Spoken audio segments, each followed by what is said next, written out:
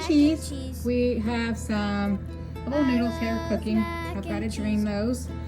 And then over here in this pan, you're going to make you a roux, and that thickens your mac and cheese. So you're going to use equal parts, or put our flour in here, the equal parts, half a cup.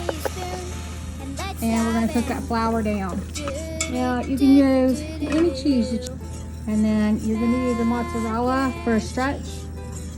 And then you're going to use a cheddar. I like sharp cheddar, but you can use mild if you don't like the sharp cheddar. And then if you like, you get a Velveeta. That will give it a little more of the, like the creamy Velveeta shells and cheese kind of texture. So you're gonna get your butter and put your flour in there. And then you're gonna cook this flour. And you wanna keep stirring it because you don't want it to burn. And it's gonna get kind of clumpy and weird looking. And it's gonna start smelling.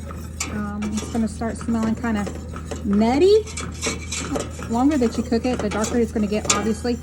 And then that's going to give you more of a nuttier smell. And you'll start smelling it right about now. So you just want to make sure that that's cooked out. You don't want to use raw flour in anything. You don't, that'll make you sick. You don't want to be eating raw flour. And that is why you don't eat raw cookie dough. It's because of the raw flour, not necessarily because of the eggs, it's because of the raw flour. It smells really buttery and nutty. As I will add milk to this and our cheeses, and we'll start to thicken it up. And then we'll integrate that with our macaroni noodles, and we'll pour it in a baking pan and throw that baby in the oven. I added the milk. It's probably a couple cups. And then the cheese. You put your noodles in. If it looks like it's too dry, you can add more milk. It will dry a little more in the oven, obviously.